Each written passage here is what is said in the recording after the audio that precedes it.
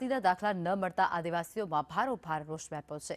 આદિવાસીઓ પગપાળા ગાંધીનગર જશે। અમીરગઢ અને દાંતાના લોકો પગપાળા ગાંધીનગર જશે તેવી ચીમકી ઉચ્ચારવામાં આવી છે। ગાંધીનગર જતા પહેલા પાલનપુરમાં બેઠકનું આયોજન થશે। ન્યાય નહીં મળે તો ધરણા કરવાની એમએલએ દ્વારા ચીમકી પણ ઉચ્ચારવામાં આવી છે। જાતિના દાખલા મુદ્દે આદિવાસીઓ સતત હેરાન થઈ રહ્યા છે તેવું કાંતિ ખરાડી દ્વારા કહેવામાં આવ્યું છે।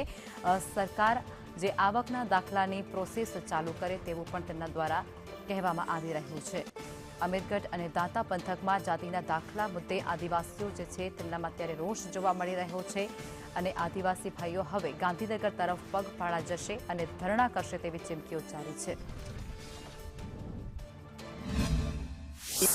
દાંતા તાલુકા લગભગ 2 વર્ષથી લગાતાર રજૂઆત કરવા છતાં પણ આદિવાસી દીકરીઓને ભણવા માટે દાખલાની બહુ જ મોટી મુશ્કેલી, નોકરી સુધી પણ જરૂર પડતી હોય એવા સંજોગોમાં દાખલા આપવામાં આવતા નથી। જે પણ આ મુશ્કેલીના અનુસંધાને જોતે મારે ખુદને પણ અમીરગઢ દાંતાની જનતા તે વિદ્યાર્થીઓ સાથે ગાંધીનગર છૂટી એ લોકોએ નક્કી કર્યું સાહેબ ચાલતા પણ જવું પડશે, લોકોને કાયમી માટે મુશ્કેલી વધી ગઈ છે।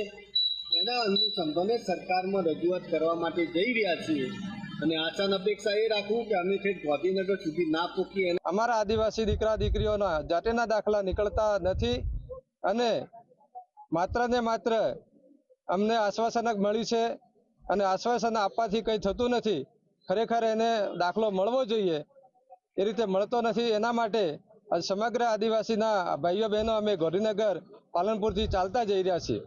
અમુક યુવાનો એવા પણ છે કે જેમના સાચા આદિવાસી હોવા છતાં આ વિશ્લેષણ સમિતિ જે અમારા દાખલાની જાતિની ખરાઈ કરે છે એ વિશ્લેષણ સમિતિના અધિકારીઓ કંઈક ના કંઈ નાની મોટી શાબ્દિક ભૂલો કાઢી એમને આદિવાસીમાંથી કઈ રીતે દૂર કરવા, એમને નોકરી કઈ રીતે ન આપી એ પ્રકારના પ્રકરણો કરતી હોય અમને દેખાઈ રહ્યું છે। ઘણી વખત અમારા યુવાનો જેમને સરકારી નોકરી મળી છે એમને છેલ્લે નિરાશ થઈને આત્મહત્યા કરવાનો પણ પ્રયાસો કર્યા છે।